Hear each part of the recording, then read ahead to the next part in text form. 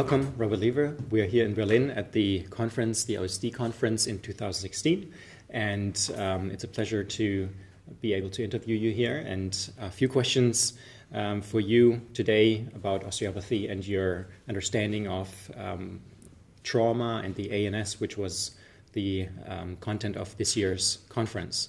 First of all, how would you define trauma?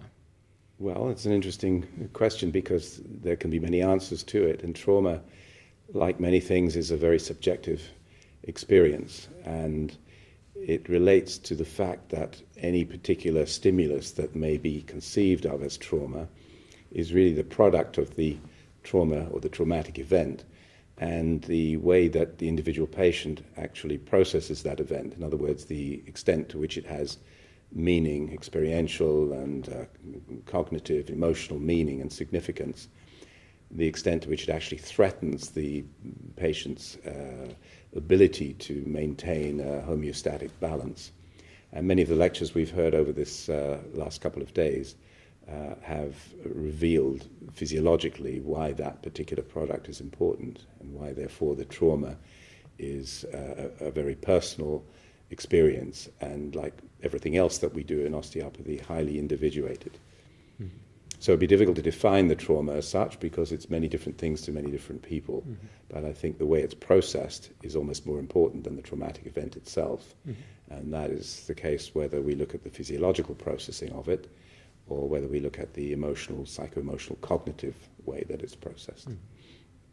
And in treating people with trauma, how do you with this knowledge in the back of our heads that it can be different areas that are affected, more emotional, more physiological, how do you use that background information to find the key to the patient's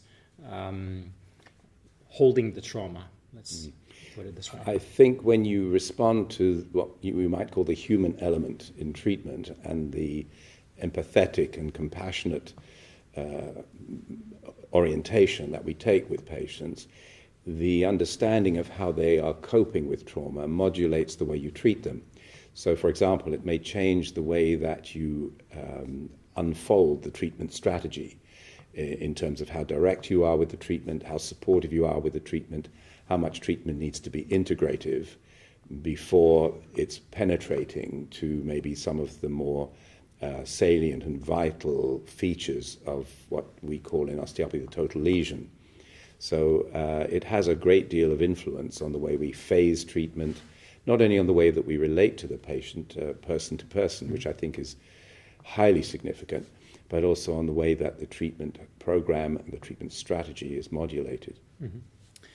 And I was actually going to ask you about this interpersonal aspect, which might be harder to teach, especially. And empathy is something you mentioned. How do you think we can teach empathy or that interpersonal context of how we plan the treatment? Is there a way you would say we can teach this and show people? Well, like many things in osteopathy and like many instances where you're trying to teach or acquire a skill, it's very, very difficult to teach it literally, but I think what you have to do is implant certain ideas that create a mindset in the student, mm-hmm. which makes them develop their own particular style, their own particular way. So I think, for example, it's axiomatic in any clinical field that you teach students and encourage students to know how to listen to patients. In our work, we develop the skills to integrate the various answers and responses that patients give us to learn more about the way that they function as human beings and the way they function in the context of their own illnesses. I think maybe to some extent you teach the fact that the way you use your own voice, the way you look or engage with the patient, the way you learn to strike a balance between support and encouragement and a positive mindset, along with the ability to really acknowledge what they tell you. I think a great deal of therapeutic work is in the acknowledgement of the patient's condition, either as a condition or in terms of their journey, or in terms of their process. And I think acknowledgement is often the key to the release of a process that begins the therapeutic journey. Mm-hmm. And I think that's true whether we're acknowledging them psychologically and acknowledging their struggle, or whether it's the fact that with our hands we acknowledge what the tissues tell us about their story. Mm-hmm. And that process of connection and acknowledgement, I think, is absolutely key. Now, if you open that idea up in the student's mind, and if you do it often enough, then gradually the students will actually become able to take that on. And it's like everything. If you give a student the template and tell them what's possible and what's available, then little by little they're able to hang it onto their own conceptual scaffold and build it into their skill set and develop it. Not everyone will. Sometimes it's a question of emotional maturity of the practitioner themselves, attitudes that practitioners may have. That's why in my first book I spent rather a lot of time talking about practitionership and the philosophical and psycho-emotional stance that the practitioner may adopt, because I felt it was important in the way that it modulated the treatment approach. And just the very thing that you're talking about, and that is the interactive quality, what I call in the book the dance, that is a unique experience between the patient and the practitioner, regardless of their clinical presentation. Yeah. More towards the autonomic nervous system in terms of how can we osteopathically engage with it. What is your approach other than the interpersonal that we spoke about, which will always affect the ANS? What are your more hands-on approaches? I think whether people acknowledge this or not within the profession, it's almost impossible not to affect the autonomic nervous system. As soon as we contact the patient, any sensory impact on the patient's system has the potential to affect it. I think, just taking your question and just skewing it very slightly, what I always feel is very important is not so much what you do, but where you choose to do it. So I think, for example, when we can acknowledge that a particularly significant lesion state exists within the patient's pattern, the fact that we've been able to access it and engage it is an incredibly powerful stimulus. And I think what it does, or one of the effects of it, is that it allows the process towards some kind of coherent physiological activity to begin.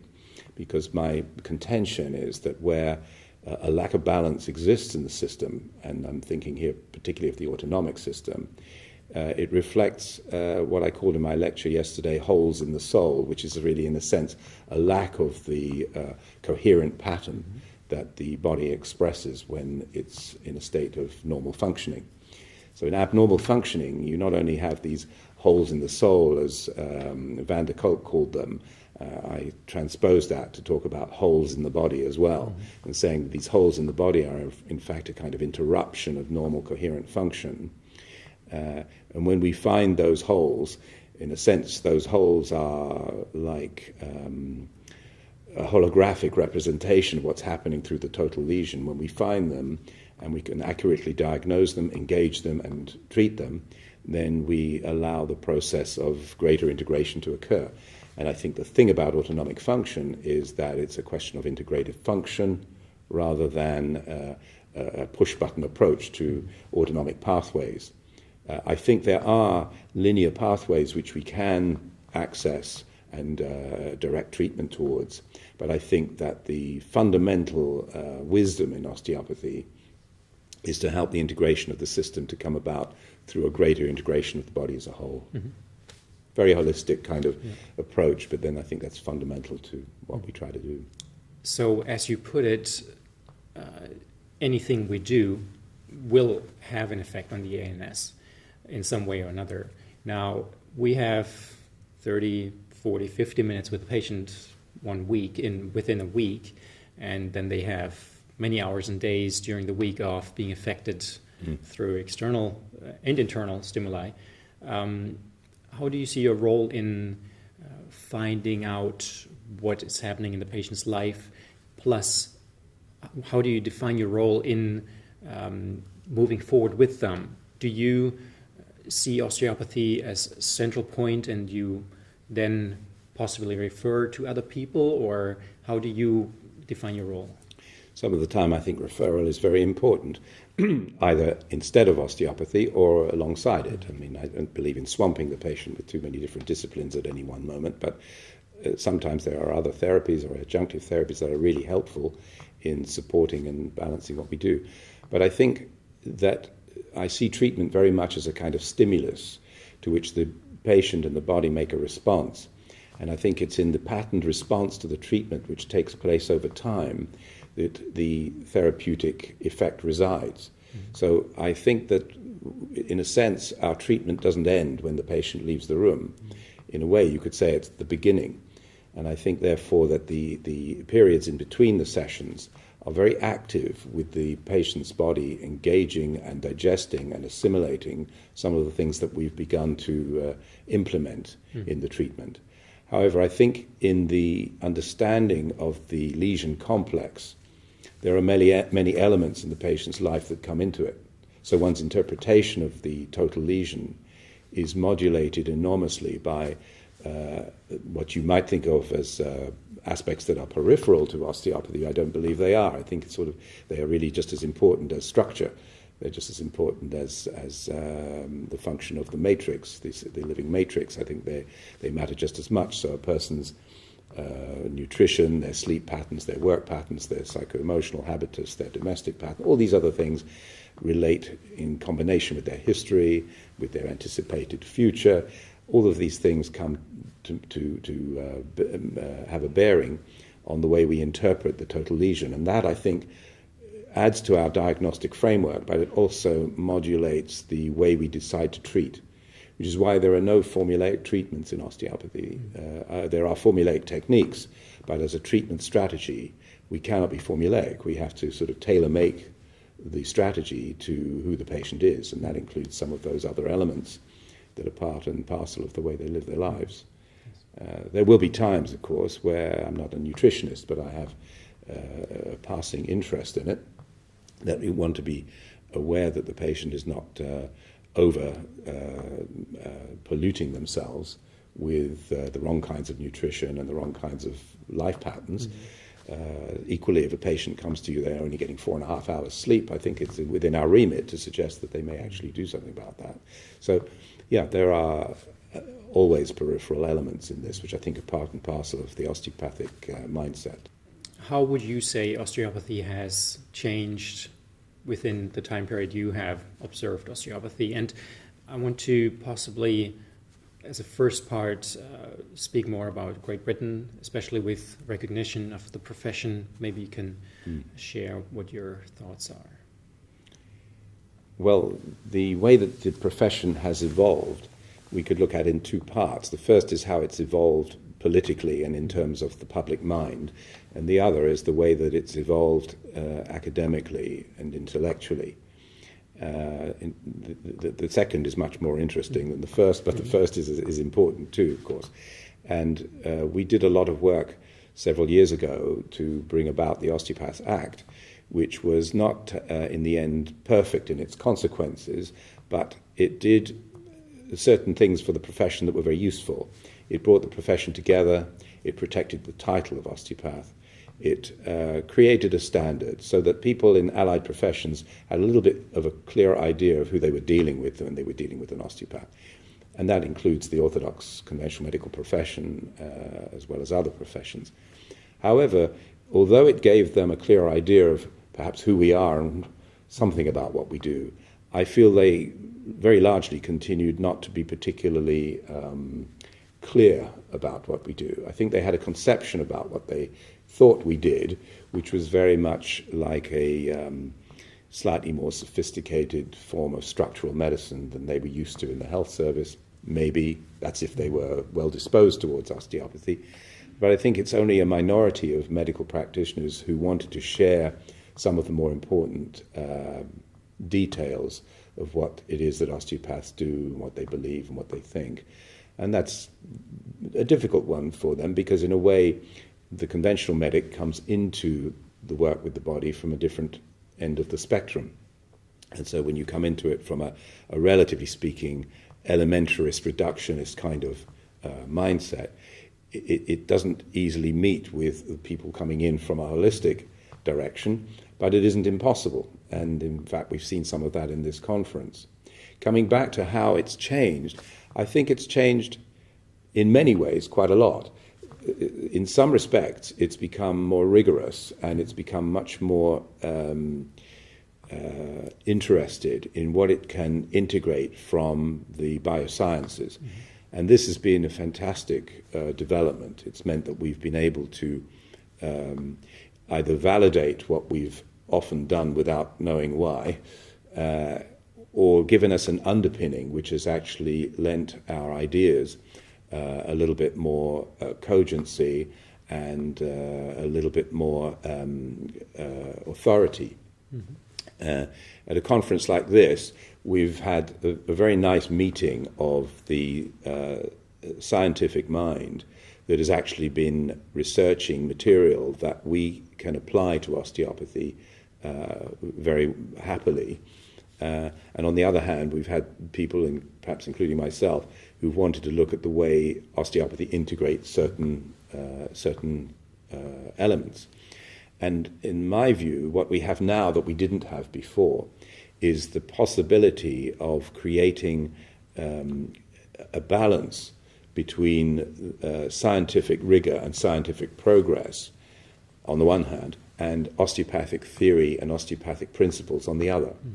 What I think is important is that the espousal of the scientific rigor doesn't cause us to lose our principles, to actually consider that the principles that we've inherited from the great pioneers from Still onwards have not been superseded, because I don't believe they have.